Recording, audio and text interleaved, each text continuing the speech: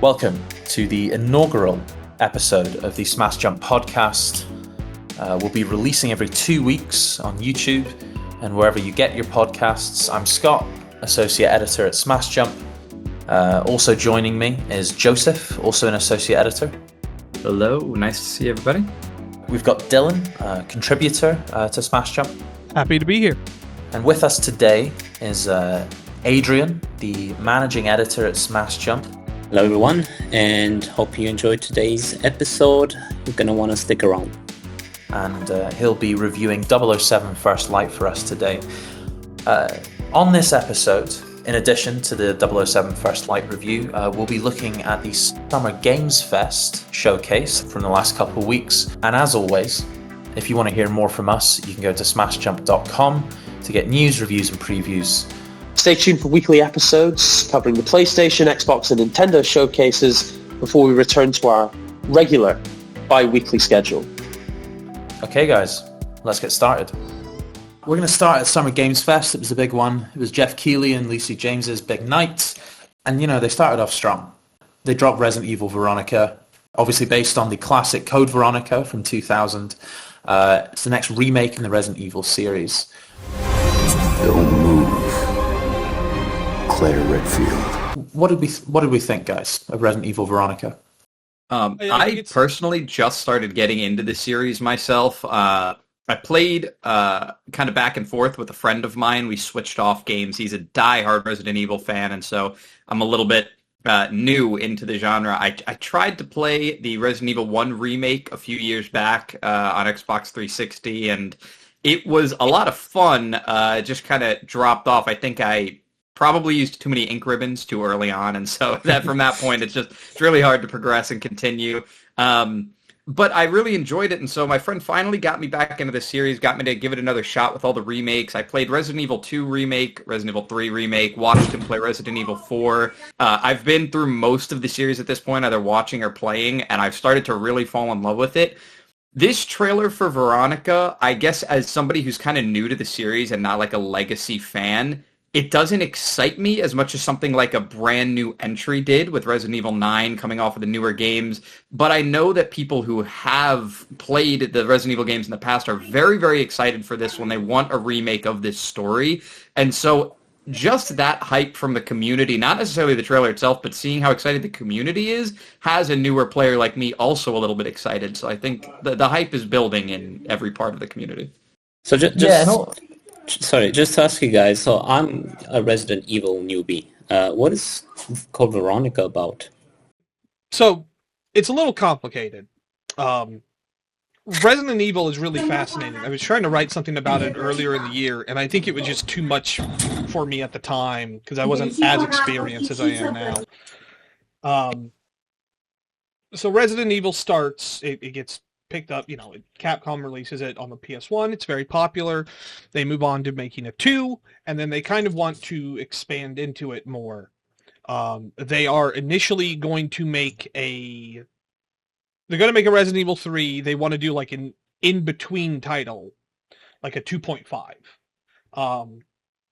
And then, as I understand it, that game becomes Resident Evil 3 because the 3 that they were going to make, I think it kind of got big enough that they knew they couldn't do it on the PS1 and they needed to move it to another system. So Code Veronica is kind of the actual Resident Evil 3. It continues the story from Resident Evil 2.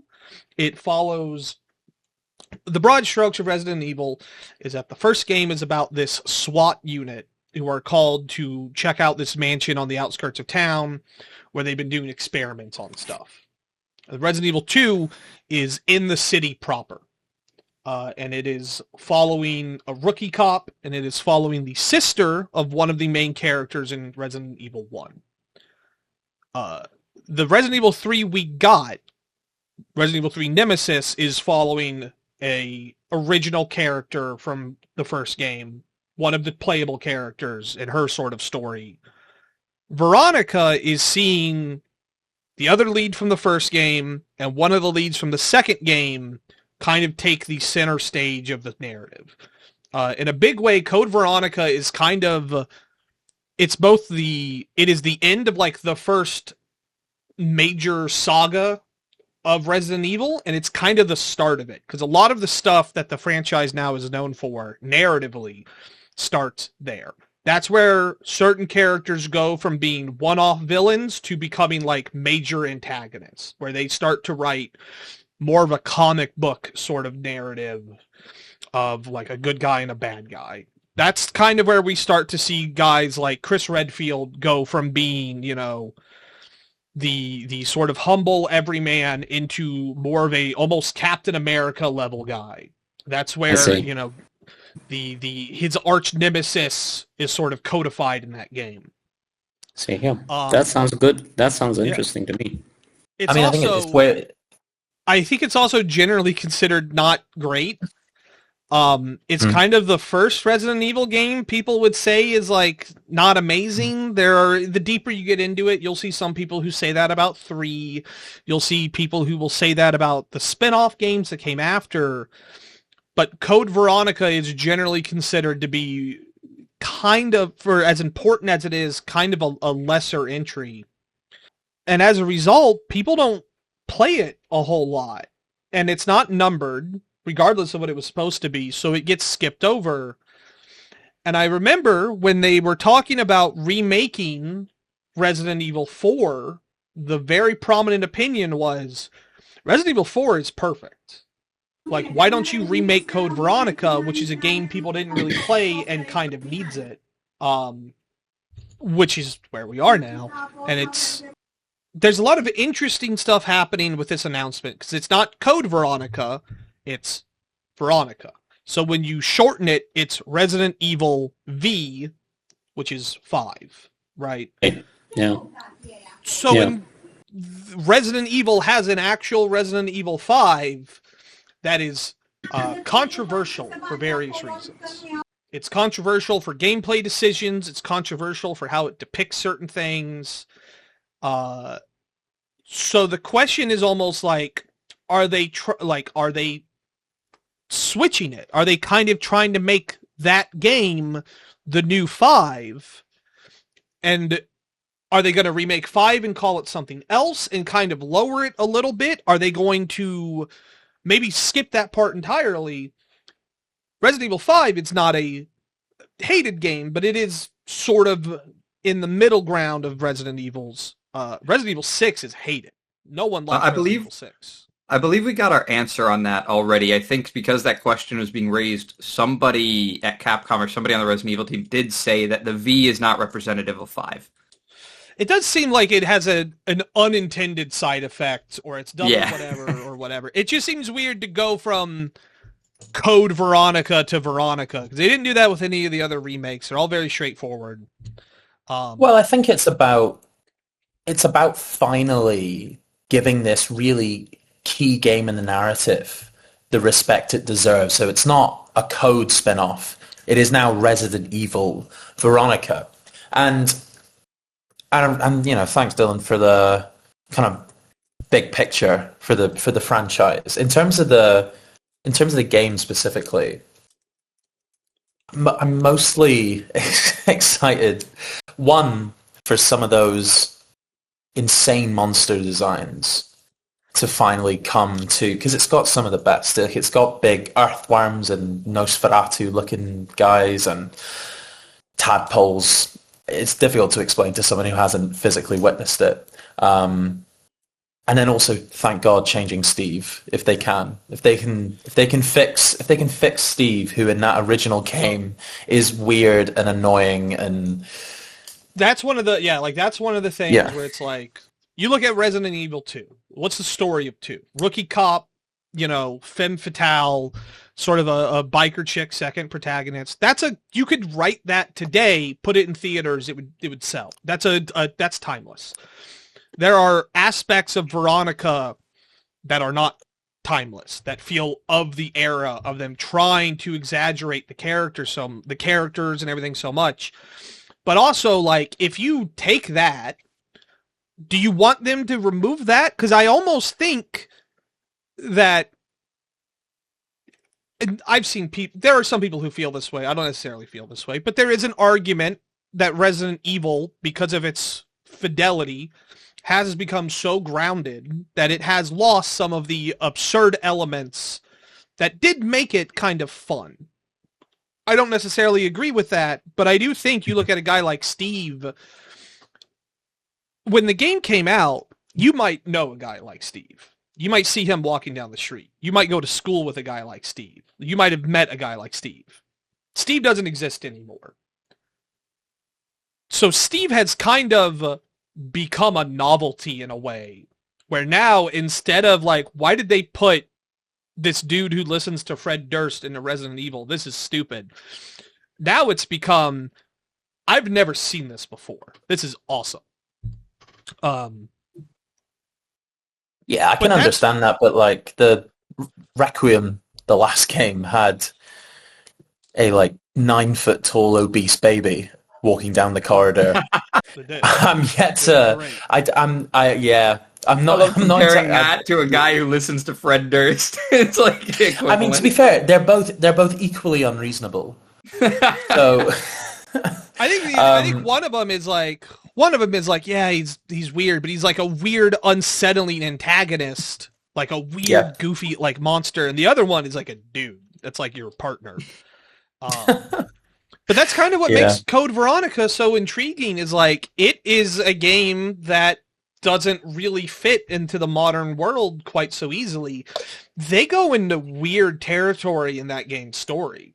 Resident Evil's story is very comic book. You have a good guy, you have a bad guy, you have obstacles. At its best, it's like pseudo Metal Gear. At its worst, it's an okay horror movie. But there's stuff in Code Veronica where the first 3 or so Resident Evil games are pretty standard action setups, horror setups. Code Veronica starts to get into the weird, like, taboo horror of, like, European cinema. It gets French in a way that I think will be really funny when the game comes out. Oh, no. And it's like, how are they going to... Do they adapt that? Do they keep that? Do they change it? Like... But then there's also aspects where, like, I feel like Resident Evil 5, proper, for all of its faults, has some of the best moments in the series, and they're kind of meaningless if you don't play Code Veronica first, because it sets up those dynamics. Is Chris just punching a slightly smaller boulder in Code Veronica? Exactly. Like, legitimately, I think for all of its problems, I think the whole last act of Resident Evil 5 is the best written stuff in Resident Evil. I think it's super fun. But if you just play, and I've never played Code Veronica, so this happened to me, but all the relationship between the bad guy in 5 and the good guy in 5 is in Veronica. It's not in Resident Evil 1. In Resident Evil 1, they're just sort of there. Sounds like it needs this remake for a little bit of that respect to solidify it as a major entry in the series, then. Joseph, is there anything you specifically want to see from the remake, like in the actual game? I guess what I'm most curious about for Resident Evil Veronica is going to be the kind of perspective and gameplay changes, because I know for a fact, talking earlier about how I'm kind of like a new-gen Resident Evil head, I know that we saw first person in the trailer, and I wasn't expecting that gameplay was going to be in first person, so I wasn't disappointed when they said that was just for the trailer. But I'm still really unsure about what the gameplay is going to look like, and that's intentional. This is only a teaser so far. The problem is, with Resident Evil excitement being at an all-time high, coming off Resident Evil 9, having it be a great game, the new entry in the franchise, the return of Leon, everything the hype is at an all-time high. So to get so little about Veronica and just be like, we're making it, it's like, well, I already knew that because the voice actor for Star-Lord in Guardians of the Galaxy accidentally put on his LinkedIn like months ago that he was voicing character in a new Resident Evil project. So I've known this for a while, and the excitement, because we are so focused on the industry, it's not there for me as much. I want to know more. I really just want to get to the next thing. I want to get to the Game Awards, or I want to get to the next state of play, or whatever it's going to be, where we get more information about Veronica. I want to know about the gameplay first and foremost. Just seeing a teaser trailer isn't enough for me right now. I want to know what this game is going to be. Yeah. Joseph, do you think that trailer is maybe like the first bit you're playing, like a first person segment from the actual game, or do you think it's just like mood setting piece and it's not going to be in the final game? That was interesting to me. I think so here's my really roundabout way of understanding what this trailer is. If this were a Kojima game, I would say yes. Maybe that first part is actually gameplay, because that feels like something that would be legitimately like just a weird setup that only makes sense when the game is built a certain way. But because this is a Resident Evil game, I think that is either a cutscene or simply part of a teaser trailer to set up a backstory for the game. I don't think that's going to be playable whatsoever. I don't think there will be a single piece of this game that's going to be first-person gameplay. I think they're going to stay at least somewhat faithful to the groundwork that Veronica set and then completely modernize it. But what I really want to know is how. How close to Resident Evil 9 is it going to be versus how close to the original Code Veronica is it going to be? Where are we going to find the balance? Yeah, that's yeah, it's going to be interesting to see where that balance is. Resident Evil Veronica is going to be out sometime in 2027. Next that came up was Studio MDHR came out and announced that they're making kind of an adorable kind of puppet show news bulletin. Announced they're making a second Cuphead game. We're happy to confirm that development has begun on a brand new hand-animated Cuphead video game. And they're making the Mighty Cuphead adventure, the latter of which is more of as an 8-bit action platformer. Kind of, I don't know if this will be in the final game, but it was kind of framed like it was inside like an old CRT television from the 80s. I thought it was really cool. I'm just honestly, there's not really much info to go on in this one. I'm just happy they're making a second Cuphead. I devoured that game and the delicious final dessert course, whatever the DLC was called.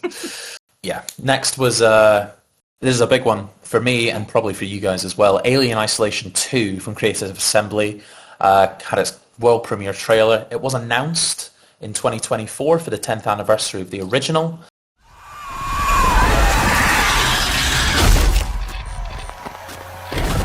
Yeah, this one, the trailer was really, really cool. It's going to have exterior environments this time, I think is kind of the big new feature. The planet surface of a Wayland Yutani colony planet and this new area called Kurosaki Station. Guys, what did we think of Alien Isolation 2? Yeah, I don't have a lot to say about this one. I've played a bit of Alien Isolation. I've never played as much as I wanted to. I'll probably try to burn through it kind of in the lead up to this coming out, just to kind of get full kind of focus on it. This is a game people have really wanted for a long time. And it's a game that people have been asking for. It seems like it's mostly the same team making it, which is nice, but it's a question of like anytime same creative director as well. Yeah, like anytime this stuff happens, it's always like, okay, well, what kind of let them catch lightning in a bottle the first time, and are those still going to be here? But when I look at a lot of this stuff, it's like I feel like this is a game that was announced, like soft announced already, where it was like, and a lot of these games kind of are, where it was like someone in a meeting was like, no, yeah, we're doing this. So when you get a teaser trailer, I look at it and I'm like, yeah, you know, I knew. Like, you show me something a little more about this guy? And like, kind of to throw it back just a little bit, like with Code Veronica, it was sort of the question, like, are they going to do Code Veronica? Are they going to do 5? Are they maybe not going, are we maybe going to hit a rest point and not get a Resident Evil for a little bit? So much of that trailer was the confirmation, like, you're getting 5 before anything, or sorry, you're getting Veronica before anything else. You know, is that going to lead into more stuff? Are they going to do it, like, sort of in the future? But, like, the notion, what that trailer really said was the Resident Evil train's not stopping. We're pushing forward. We're probably going to have a Resident Evil game every year for the next couple of years. They're already pushing Veronica. With Alien Isolation 2, it's like, yeah, this game exists, but I feel like any qualms I would have about it, I would have to see a level being played unedited to get my kind of like get everything kind of fixed up. Yeah, so what Dylan said, basically, I agree. I think a lot of people were a bit scared that Alien Isolation 2 might never happen. I'm just impressed to see, actually, that, it seems to be at a more advanced stage than I expected, actually. So Dylan said that we didn't see much. So there were some previews, actually, afterwards. I remember IGN and other publications were invited to do some, I think, alpha footage, which is surprising to me that they already have that preview out. Usually you kind of reserve that when you're more confident that it's going to release sometime soon, maybe in 2027. I read some interviews as well about Alien Isolation 2, how they are trying and planning to use the exterior environments more. What I hope to see, now I played the first one a bit, I never finished it because I can admit it was damn scary for me, and I'm not big on Alien, but maybe what I hope to see from the second one is perhaps if we can get more tools to fight against the alien. I'm not saying making it, like extremely, I'm not making an Aliens type where you shoot, these aliens, but I want to be able to fight back a bit more against the alien. So hopefully those exterior locations would allow us to maybe do such a thing. Yeah, at least something defensively, like be able to just protect yourself and feel like you have some agency. Yeah. I know what you mean. Yeah, sometimes in the first game, like you'd give a little spurt of the flamethrower, it didn't even stop it in its tracks. That's right. I don't want to. I've got to be honest. I kind of disagree. I don't want to. I almost don't want to tamper with the balance of that first game because it's like evasion survival horror, and you've a few tools and the motion tracker. It's on such a knife edge, and it's perfect for me. I know some people think of it as the hiding in lockers game, and I jokingly despise those people. Jokingly. But yeah, I also, and to Dylan's point, I watched a bunch of the previews as well. I didn't see enough. The preview demo that they've been showing at SGF is of, and I've got it here, it's of literally a recreated pop module of Sevastopol Station from the original. I can't remember exactly which one, but one of the kind of modules of the ship, of the station that was jettisoned during the story of the first game. And there's in the previews, there's side-by-side videos of it. So even the demo they're showing at SGF is of an existing area. So I have not seen enough of this yet. The idea of this thing hunting me outside and kind of going back and forth, feeling relief when I get outside and then wanting to get back into the safety of inside and going back and forth, that seems like a great addition to the game, and it looks fantastic. I'm also surprised by how far along it is. I'm just excited that it's happening at all. I didn't think it would. Mm-hmm. Yeah, definitely. Yeah. So next we had, I know at least a couple of you guys are excited to talk about this, Gen Atlas.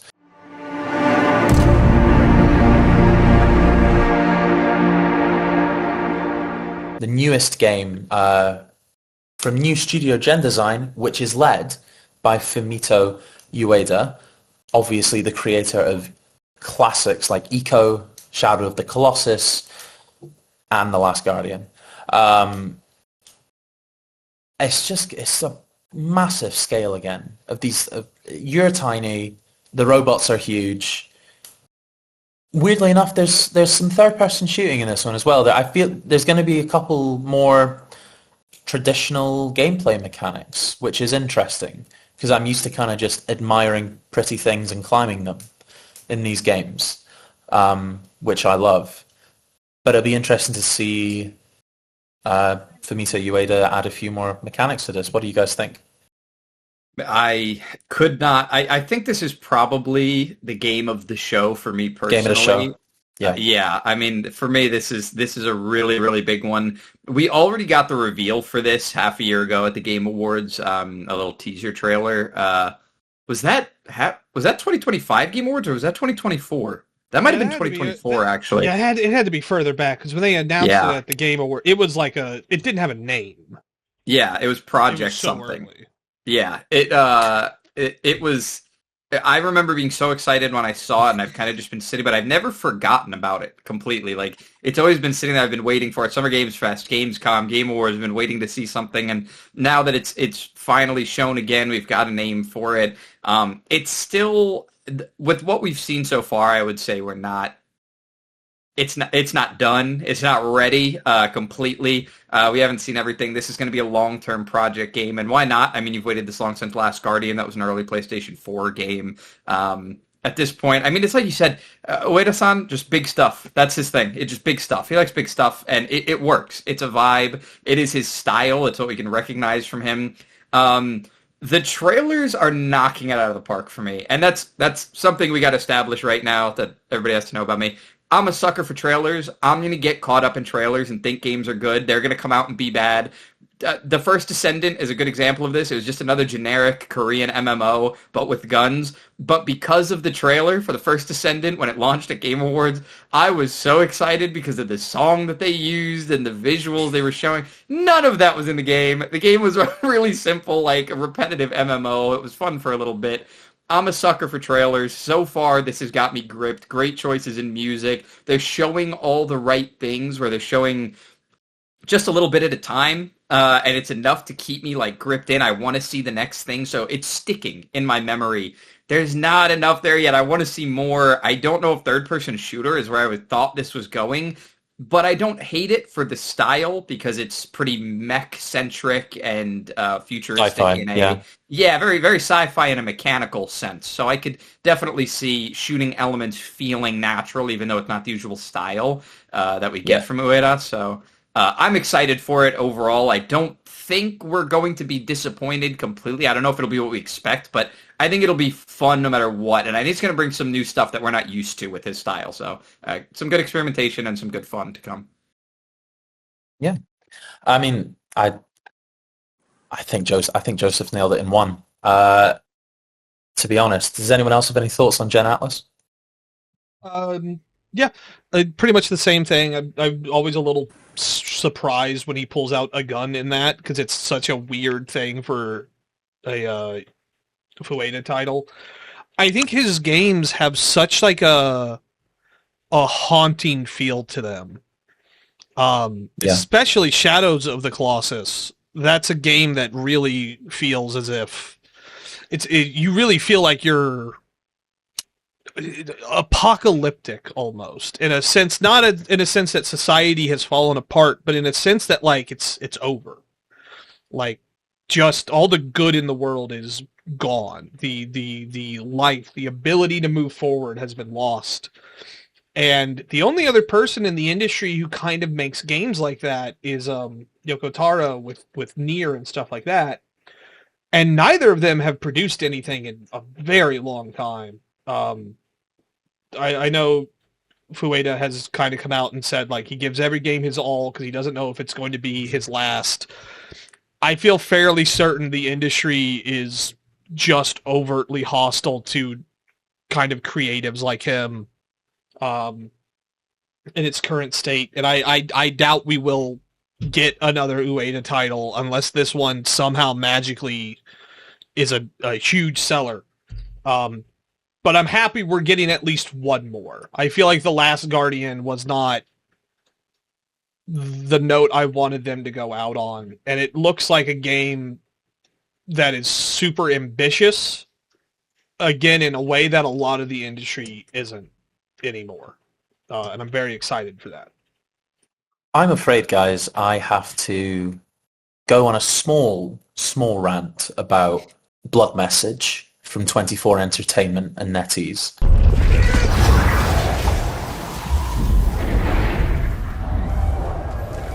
Little bit of context. It's kind of historical fiction based on the 848, I am reading this by the way, I'm not a historical major, 848 AD Shazu uprising during the late Tang Dynasty. In the game, you're playing as a soldier with his son, and they are, as the title suggests, delivering a key message to save their homeland. Everyone, including a few YouTubers that I really like, have been glazing this game, and I think they're glazing this game in the context of the budget in the studio, as opposed to actually looking at what it is objectively. It looks stunning. It is absolutely beautiful to look at. But when I actually watched the 20-minute gameplay video that was on IGN, what I saw was a really, really constrictive action game with almost no room for expression. And I'm not even talking about like expression, oh, I can choose my build. I'm talking about like the expression to like choose who I want to punch first. Instead of stuff happening dynamically, I'm being grabbed. There's a QTE to escape the grab. Then I'm throwing an enemy in front of a sword strike. There's a QTE for that. The stealth seems very, very simplistic. And I worry about something that looks so high budget. There's going to be a trade-off somewhere here. It feels like, if you guys remember this from about 10 years ago, it feels like The Order 1886 moment. Of course, I might be wrong, and it might end up being the next kind of cinematic action classic. Did you guys see any of this? See the reveal trailer, the gameplay video? What did you guys think? From what you described right there, I have to be honest with you, it reminded me that next year the first Assassin's Creed game is going to be 20 years old. And the fact that we're still pumping out games where you get surrounded by a couple of guys and you have to just react to what they're doing, it's a little bit sad. I feel like we've moved a long way since then in terms of how gameplay can be produced, and just other games that are being published, developed, sponsored by Chinese studios. When we look at games like Black Myth Wukong, there are games that aren't necessarily perfect, but they do take action to a new fun level. They take influence from more modern game design, and that's not what I'm seeing here or hearing even from the way you describe it. So like coming from somebody, looking in and saying, this is what I'm not happy about. It all sounds like stuff that should be of the past, just issues that we shouldn't have to worry about anymore in terms of simplicity. Yeah, so I mean that was Blood Message from 24 Entertainment and NetEase Games. There's no release date for that yet. I do also, and this is the second one, and this will be a much bigger conversation between us, so I'm just going to set this one up. The Stranger Than Heaven reveal of Tupac was morbid and insane, and I just want to give you guys a little bit of context.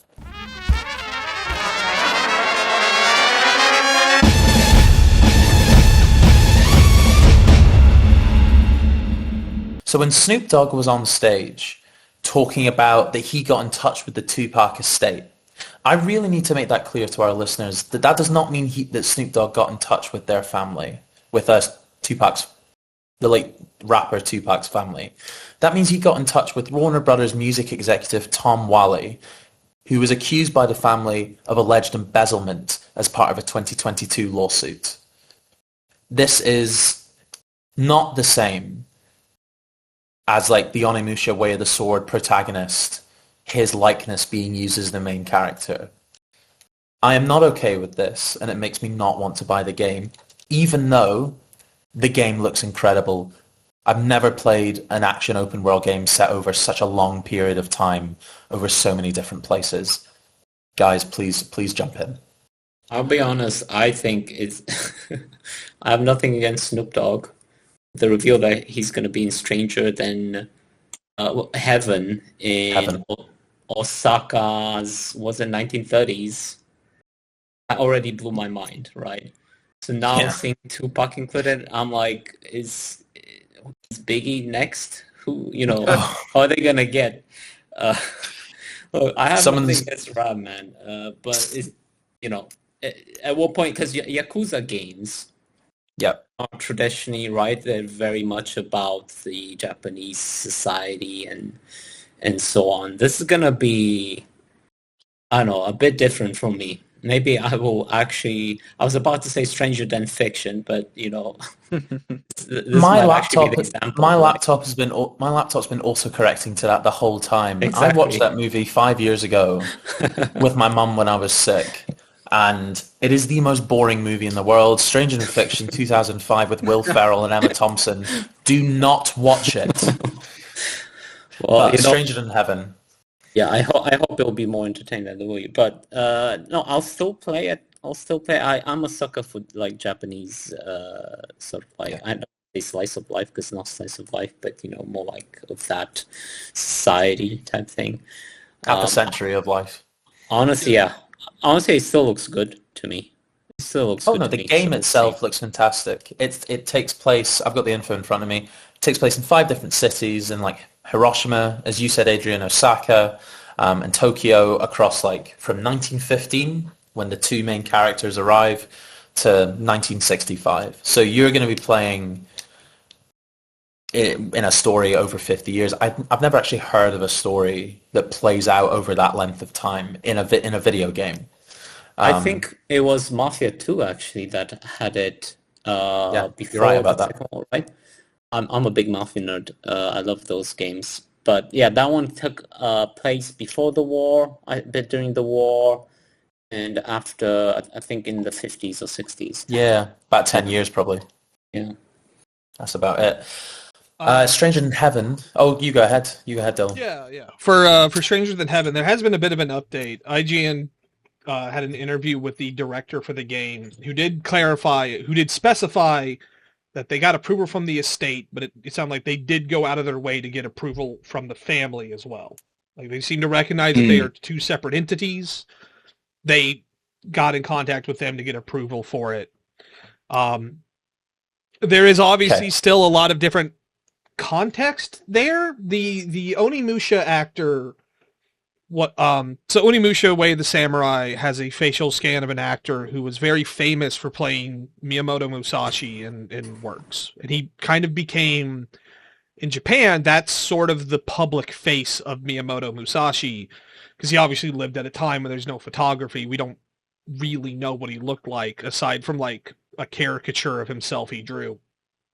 And as I understand it, he passed pretty peacefully later on in his life, whereas Tupac Shakur was gunned down in the street. He was a very political person. He was very involved in the politics around African Americans in America and things happening there. And so the context of putting him in the game is different than necessarily what Onimusha is doing. And I do think that's worthwhile, but I do want to point out that Stranger Than Heaven's story is about a biracial protagonist. He's an Asian American who is coming to Japan in 1915 to try and connect with like his heritage. And I think in that context, Snoop Dogg is playing the character who kind of like smuggles him into Japan, and he has to do like he basically has to join up with like a mafia group in order to survive in Japan because there's no support system there. And they've shown that like they've explicitly said that the game is a prequel to the Yakuza games. Like, he is forming the Tojo clan that form the main guys for all the Yakuza games. They've shown this off a couple times. There is an interesting narrative there that is sort of like the juxtaposition of this, this Asian American character juxtaposed against Tupac Shakur, who was a young black man who was fighting for similar things, who was kind of a victim of this culture that he was a part of. There seems to be more than stunt casting there. There seems to be an intention for what the person represented that they want to try and bring into the fold. Whether they're going to succeed doing that, I can't say.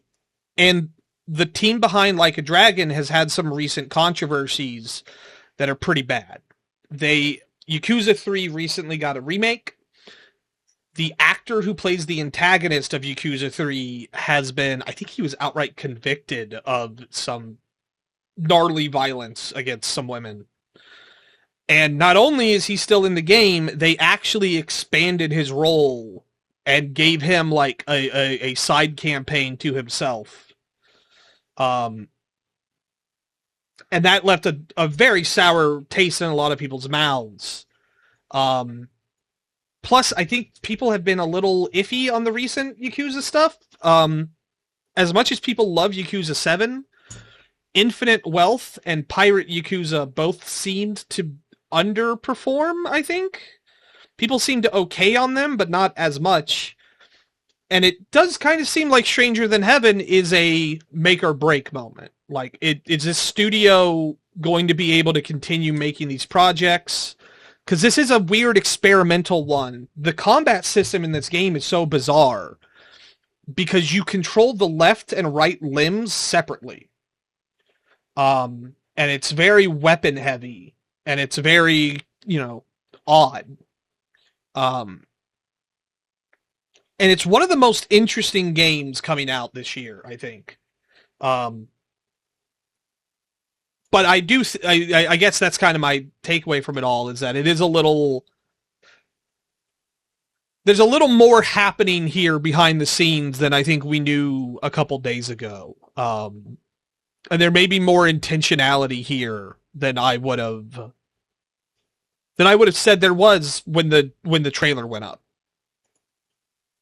Yeah, I mean, I can see that being like two people who are outsiders to Japan in very different ways, both attempting to exist there. I can I can see that difference.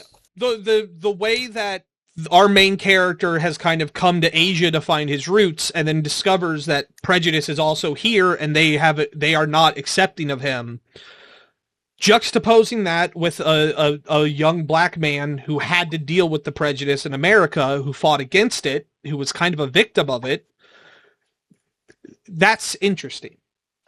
There's like a narrative intentionality there. There's a parallel there about the universality of prejudice that's very compelling.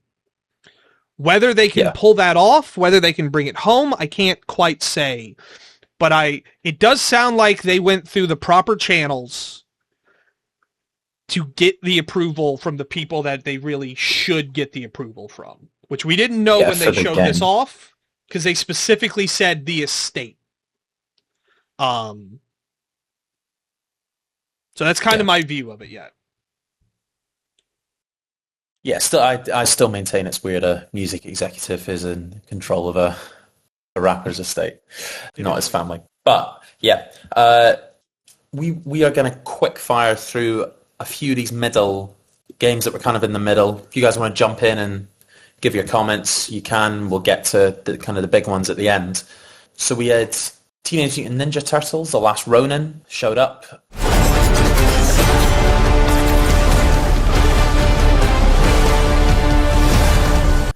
Kind of revived under the new Paramount Games, and Platinum Games is helping out with that. Obviously, Bayonetta and Nier Automata, and Platinum Games also did a TMNT game themselves called Mutants in Manhattan.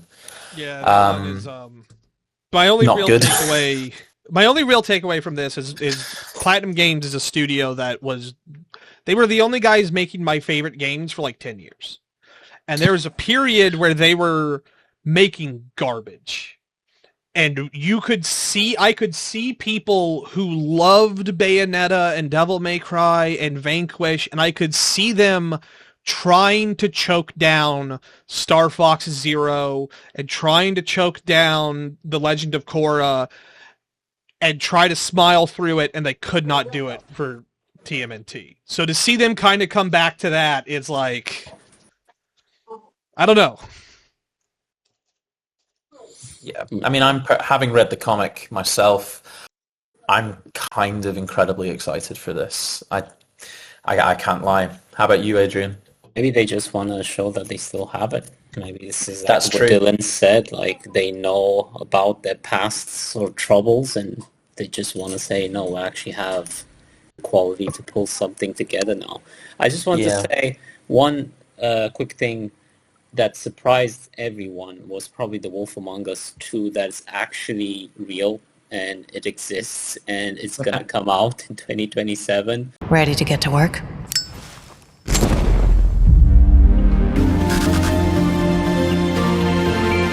To me, that was a genuine surprise. And the fact that we were going to get the remakes of the Wolf Among Us, I think the original one as well, that's going to come out later this year. So fingers crossed that's going to be good. Yeah, a couple of games there that kind of showed their first signs of life in a few years, which is very, very encouraging.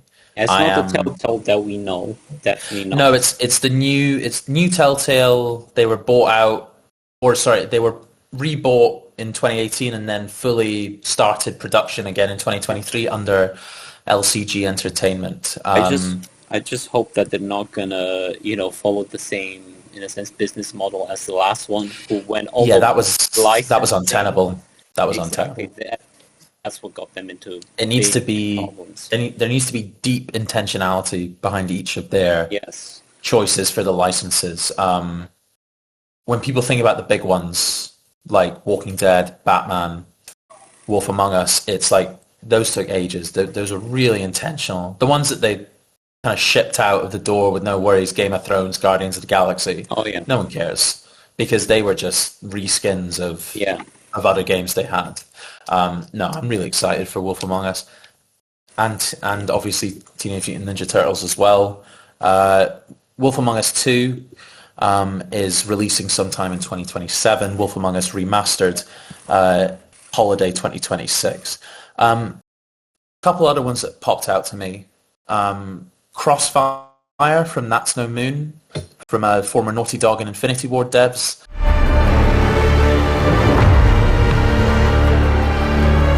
Kind of a sci-fi military shooter, showed off a mechanic called adaptive cover, where the player character, played by Claudia Dumit of The Boys fame, Victorian Human, that character will change their stance depending on the height and the shape of the cover. I wasn't really sure why they were showing this off. It seems really automated. That they were like, yeah, no, in this game you can hide behind things. Like, yeah, of course. Well, not that I understand the difference that it's not just cardboard boxes and boxes that you're hiding behind that are all weirdly at the same height. But in the same, I understand technologically it might be very difficult and it's incredibly impressive and immersive. But functionally for the player, it makes the game easier, no? It makes it... Or it's automated. You're not like changing the height stance of your character. They're not adding more cover stances to gameplay. They're just making the character move up and down with the cover. That confused me. What we're automating out stuff that like made like Metal Gear Solid interesting in 2008. I just wanted to point that out. I thought that was kind of weird. Couple other big ones before we get to the very final I did game. Real quick. Go ahead. Say about that the cover system that you're talking about. I think immersive is what you were nailing with that one. That's the whole point of it because it is a story-driven game. So it's a lot less about the difficulty and the skill expression of things we were talking about earlier, and it's more about making your way through a story that feels like you're getting to live it. Like.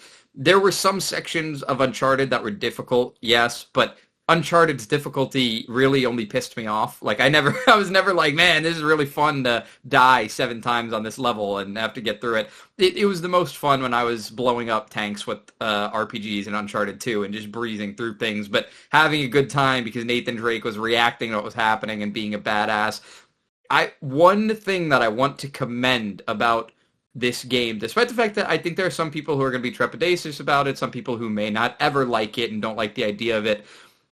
The English voice acting is in such a poor state right now that I play every single game in Japanese, no matter what. If it's a Chinese game, I play it in Chinese. If it's anything else, I play it in Japanese, because the English voice acting industry is in such a horrible spot. Stop casting Matthew Mercer and everything. Stop casting the same people and everything. They're not good. My Hero Academia voice acting doesn't need to be the new standard. It's bad. It's poor, and it's making me really hate doing things in my own native language.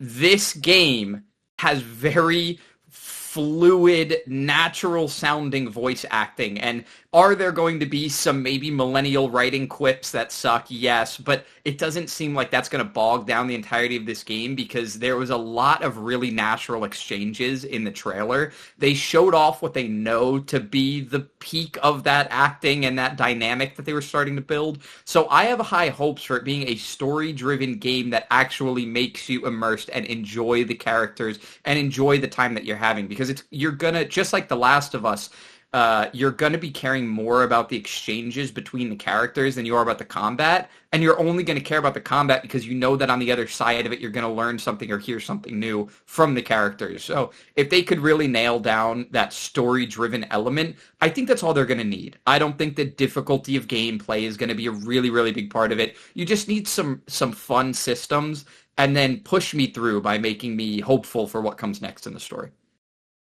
Yeah, and yeah, go ahead, Dylan. I think my counter to that would be that this reminds me, the idea reminds me a lot of, I remember when they showed Uncharted 3 for the first time at E3.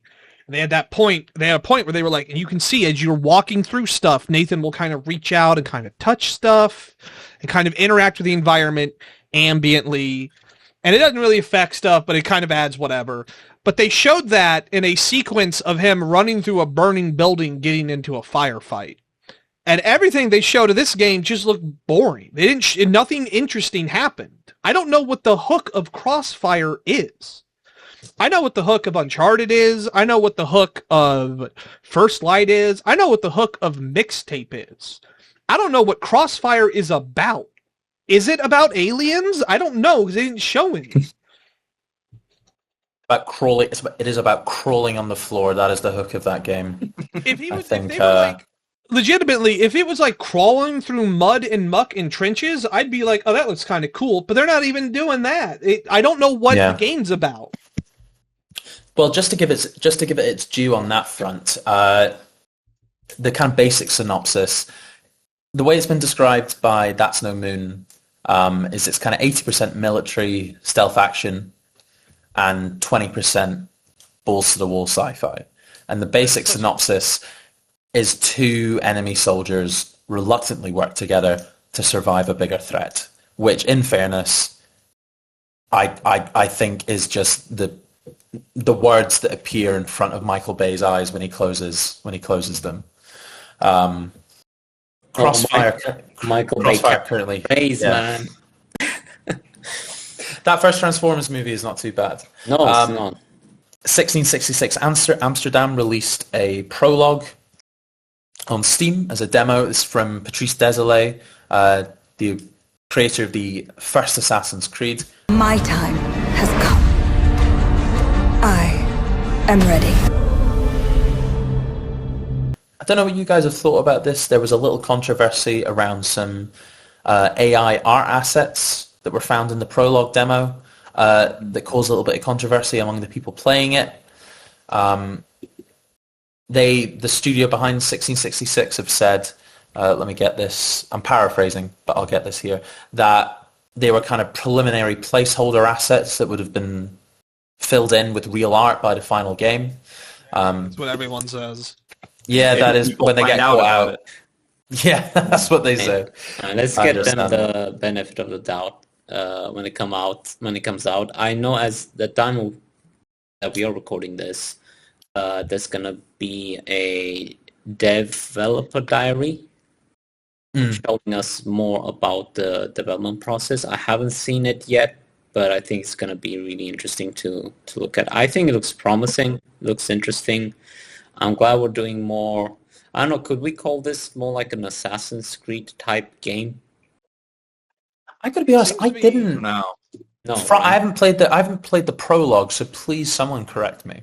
But when I was watching the reveal trailer, I couldn't really get a handle on what the identity of the gameplay was. I understand it's like kind of witchcraft and witch trials, and there's fantasy elements, and like you play as a girl in that kind of Handmaid's Tale looking hood walking around Amsterdam. But I couldn't really. Does anyone have any idea what the kind of gameplay hook is, or at least what genre? I was in the same boat as you watching the trailer. I think that was kind of a compromise between knowing what else they had to show, which is the prologue being out right away. The gameplay is pretty easily discoverable if you just look at the end of the trailer and say, oh, I can go play it right now. So I think that was the idea behind keeping it a little concealed and just giving a lot more story and mood and tone presence to the trailer, because of the idea that as soon as you get to the end of the trailer, you find out you can go play it and figure out what it's all about right now. I definitely am not getting an Assassin's Creed vibe from it at all. There's not. No, I don't see. Yeah, I don't see that at all. That DNA is not showing through in the gameplay at all, which is good. It's good to have different ideas and to have a different way to do things. I mean, Assassin's Creed is very formulaic, so unless you're doing pretty much exactly the same thing, you're going to have to change it up a bit. And so it's good to see that you're taking a change, especially since, like I said, next year we're going to be 20 years out from the first Assassin's Creed. So you need to make changes. You need to go for something different. I don't know which this is crazy to say because Assassin's Creed isn't exactly the most beloved franchise now or since 15 years ago. But I don't know if this is necessarily an upward trajectory for the creator, because it seems like a game that's going to be a niche audience. It's going to kind of speak to. So I don't know if this is going to be the hit that they're hoping for. It's nice that his name is on it, but I don't think it's going to be the same standout hit. I don't think it's going to be a surprise, like Sandfall, new studio, just take off kind of thing. It'll hit for some people, but I don't know that it's going to be the next big thing. Why does it remind me of that? Was it the Order 1866 or something like that? I don't know why. Yeah. It reminds me like that. It's kind of like a niche game, right? It's got that sort of like... It's got that sort of like historical fiction, but with real magic sort of vibe going. When they showed the trailer, I had no interest in it, but they showed gameplay at the end, and I looked at that and I was like, well, that actually looks kind of cool. And I wanted to play the prologue demo and just didn't get around to it. But I was scrolling through it. That prologue demo does not seem to have any gameplay at all. That seems to be almost an extended cutscene. Which is a shame, because I feel like that's a game that I would want to actually play a little bit, because they were like doing juggles and magic and stuff. That seems like it could be cool. But I think there's just not enough out there to really say one way or the other. But what's interesting to me is that from the SGF presentation, Jeff Keighley introducing it on stage. I mean, as you said, Joseph, Assassin's Creed is 20 years old. This guy's been working on this game for 16 or 17 years, and he's still somehow managed to make a bad first impression. If I had 16 years, I didn't say it exactly like that, but yeah. If I had 16 years to prepare talking to someone, I think I'm bad at it anyway, but I think I'd do a little better if I had 16 years to prepare. But anyway, that's 1666 Amsterdam. That currently has no release date. You'd at least have your background assets done after 16 years and not need to you'd think so. Generative AI tools. Yeah. You gotta have a hook. Crossfire had the same, like, you have to immediately tell me, like, what is the hook? And the hook seems to be you're a witch at the witch trials, maybe trying to save other witches. That's kind of the vibe I got. But you're intuiting that you don't know that, which is like the whole thing. Yeah. We had the reveal for the final game in the Final Fantasy VII Remake trilogy, Final Fantasy VII Revelation, from Square Enix, coming sometime in 2027. Let us put your faith to the test, Cloud.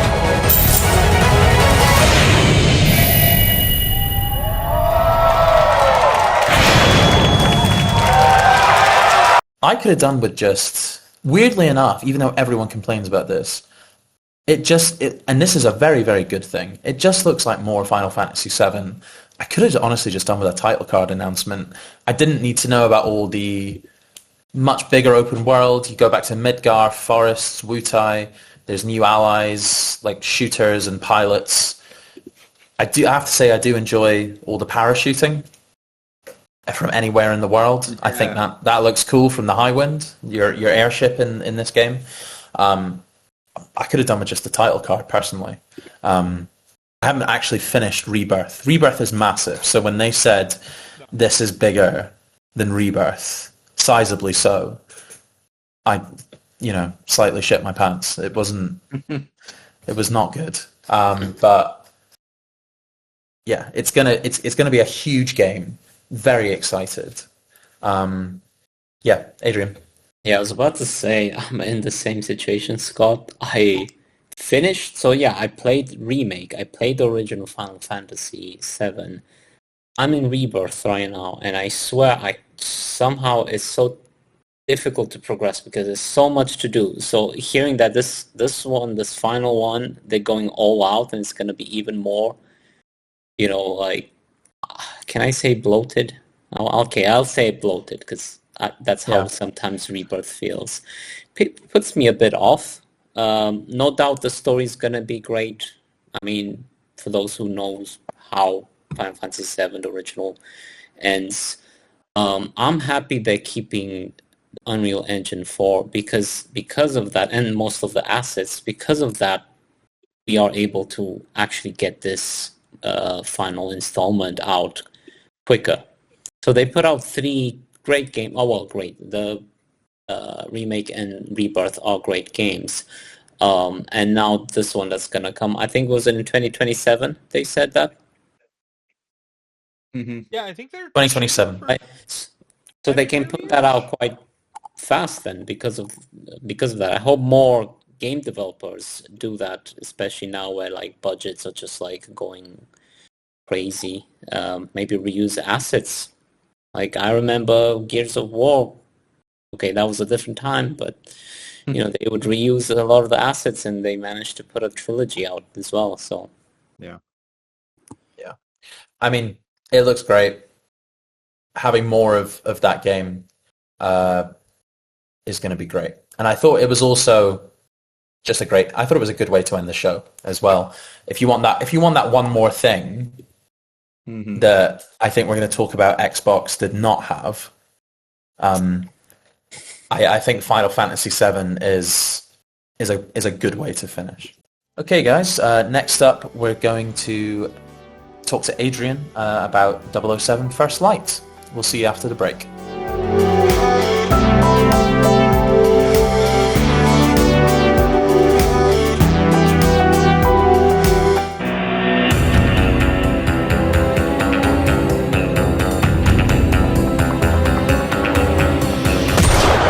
Okay guys, we're back with the managing editor of Smash Jump, Adrian, to talk about 007 First Light, the next James Bond adventure from Hitman developer IO Interactive. Features a young James Bond earning the title of 007.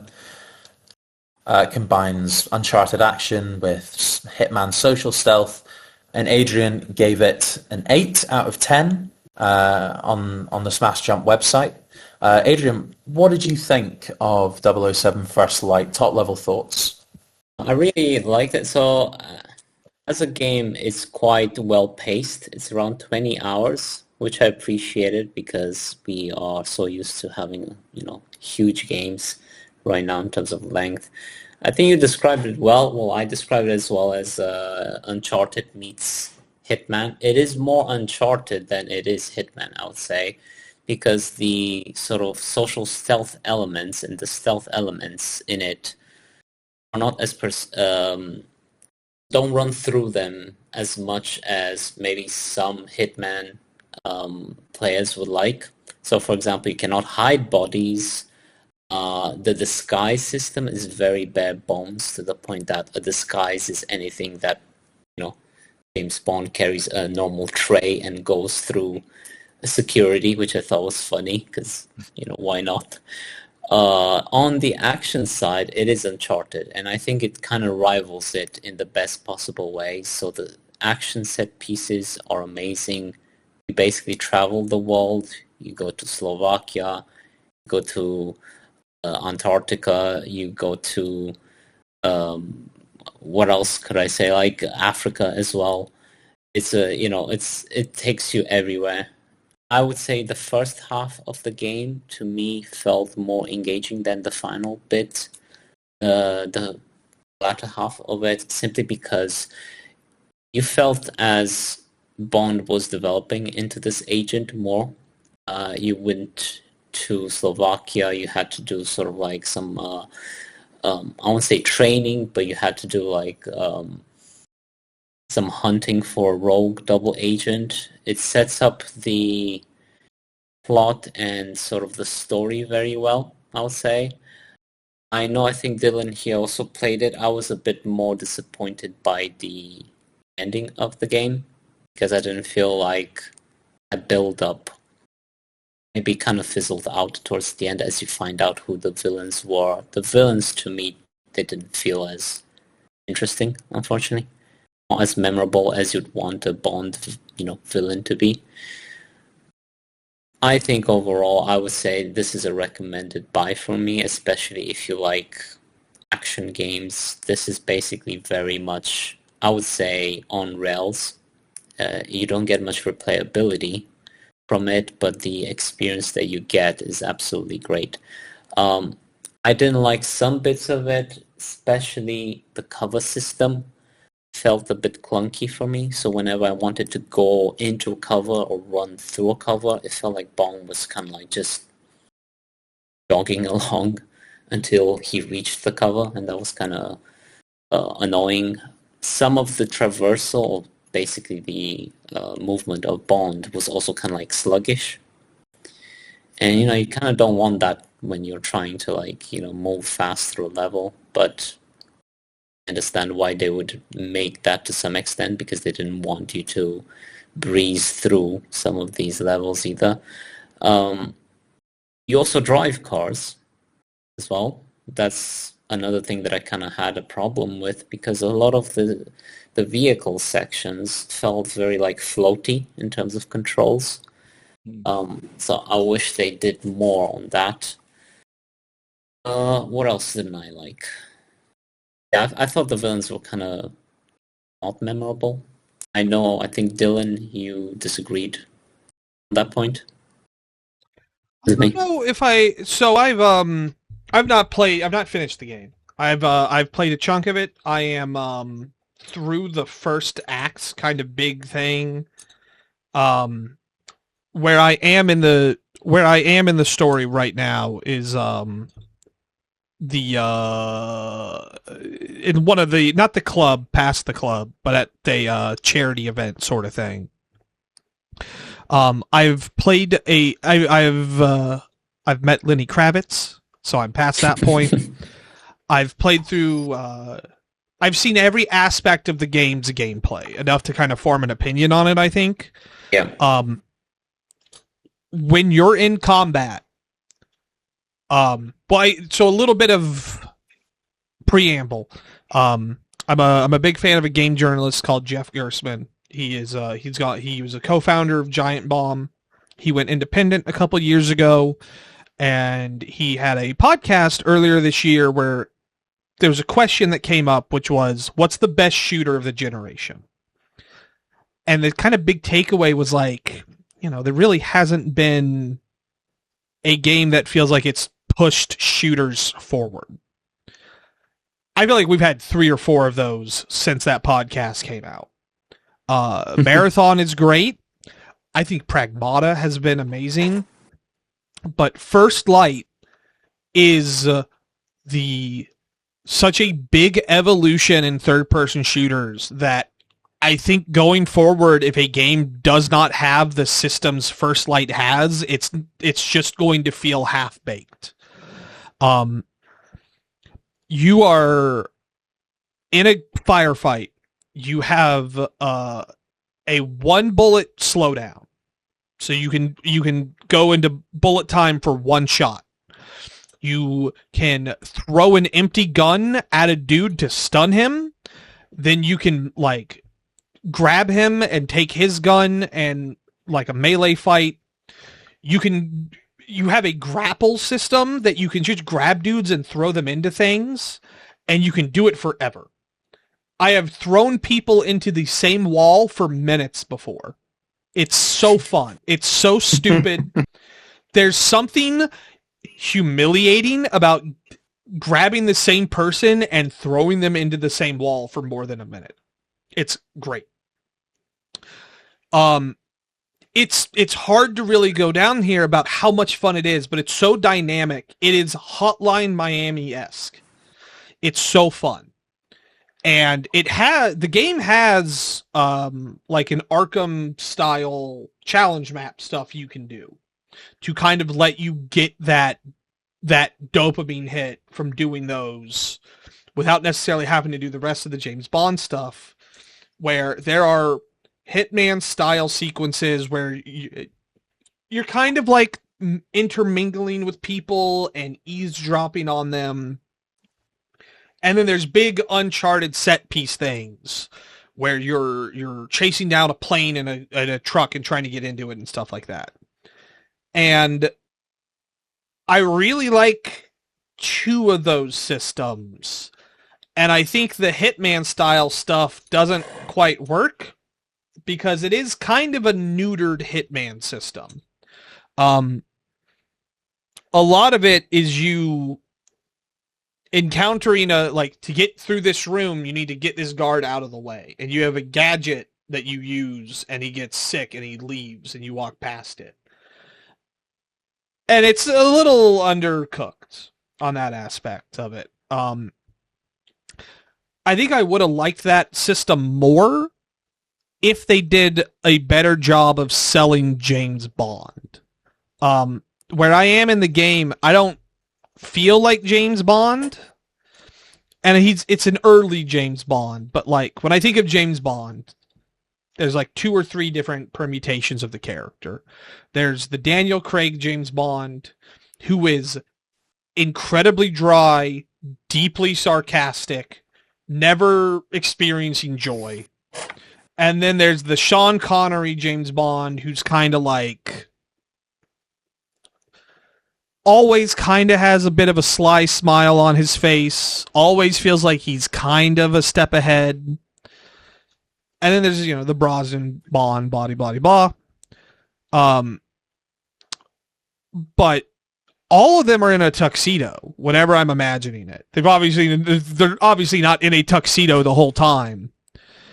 But I'm always kind of feeling that elegance. That they should always feel like they are elite. And the Bond that you're playing as feels so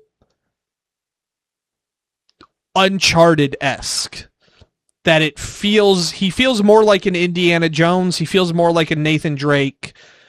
And even when the story beat I am in is me infiltrating like a super exclusive charity event, I still kind of feel like that. And I put like 5 hours into the game. And I feel like that's my kind of takeaway is like, I don't really feel like James Bond, even though if this was called something else, I would not have that problem, if that makes any sense. I think that makes sense, Dylan. And I think when you're talking about those two elements, which is very much Hitman social stealth, in this case kind of Hitman light from what you're saying, but Hitman social stealth and kind of big bombastic Uncharted action. For you, Adrian, as our reviewer, how did you find the balance between those two elements? How was it paced? What was the quality of each of them on their own, and how did they work together to make one story? And then also from what Dylan was saying, how much did it commit to it being a James Bond story? Did it feel like James Bond to you? So I agree with Dylan. Like, the game kind of pushes you towards action. It's definitely more action oriented. It skips on stealth. the game pushes you to keep on moving forward. Like Dylan was saying, you run out of bullets quite fast. It wants you to charge at people, throw things at enemies as well. The action is amazing. Gunplay is great. Perhaps I don't agree with Dylan so much as this being a revolutionary type of third-person action game. I think it's very similar to Uncharted. The gunplay is amazing, though. I would say that. I think that's some of the best gunplay that probably we've had in third-person sort of action game. So I agree with that. To me, it feels so. Just to be clear, Dylan is still kind of close to the middle of the game. About that tuxedo thing, I'm not gonna spoil anything. But Dylan, you keep going. I do feel like it feels like James Bond to an extent. I agree. It's not Craig. It's not Sean Connery. I think the actor who plays him, Patrick Gibson, is doing a really great job in making it his own. To me, he actually feels like a mix of Pierce Brosnan and Timothy Dalton. So in a sense, he is... That's really interesting. So for me, he is kind of like... he strikes a good balance between being smug, being likable. Also, he does do more like quips and stuff like that. He's not like, I don't want to say like he's not as manly in a sense, looking as, Daniel Craig or whatever. He's not as muscular and so on. So I think in a sense you have to think of this Bond as more like he's a guy who has to use his wits more. He has to use his gadgets as well. On the gadget side, I think they're cool to use, but I feel like they could have been more varied as well, because you're basically stuck between electric type gadgets and biological type gadgets. So Dylan was mentioning you have a dart phone and you basically can poison someone, or you have an electric gadget that you can shock someone, or you can do that. I think they all kind of have the same function, which is just okay, well, now this person can't do anything for 3 seconds, and it's almost like, well, that's neat and all, but it does feel like I'm kind of, the functionality of them is identical, and I would like there to have been more meaning in that. Although I'm thinking about it, there is a camera gadget that's like a sonic blast. There was a scene in the section I was playing where he was like, hey, only photographers pass this point. I wonder if I had the camera gadget, if they would have let me through, if I could have bluffed it. Oh, that's a good point. I don't think at that point you get the camera yet. Because I think you're meaning the Slovakia mission, probably. I'm not spoiling anything, this, by the way. No, mine's in, this is in the London section. Okay. Oh, in the gala. Yeah, at the gala. Yeah. So I wonder if I had done that, if they would have let me through, because that's exactly the type of thing I would have wanted. That's that a I kind good of point. assumed they wouldn't have had. That could have been fun, yeah. I mean, that's a pretty good transition into. I mean, it's one of the mechanics that has interested me the most. And Dylan, you were talking about like the action being cut above the rest. What was really interesting, this is what feels so James Bond to me. The whole idea of the bluff mechanic, where yes, you're spending a resource, but instead of it just being, it makes it feel like you can flow in and out of combat, even in ostensibly a stealth mission. With the bluff, you can flow in and out of being detected and in stealth and in melee combat really, really fluidly, it seems. I mean, Dylan, what was your experience with Adrian, what was your experience with the bluff mechanic and that kind of fluidity of the kind of different detection and combat states in the missions? I'll tell you what, I didn't actually use it that much. You didn't? So you can, that's an interesting point. There's bluffing, and you can also lie as well, and you can fake surrender as well. And you have this meter gadget sorry, not gadget, like a sort of gauge or something, a meter that fills up whenever you do these sort of spy stuff. What I found with the bluffing thing, it works. I used it as a sort of, I just failed my stealth and I got caught. So I use this bluffing as a sort of like last resort so they don't alert anyone. But like Dylan said, even these mechanics are mostly temporary. So they have a cooldown in a sense of, okay, you're going to bluff someone. You can't wait around for an infinite time around them because, wait a second, they're going to catch on that something's not right, which I liked about that. So I think in that sense, in that level, they work.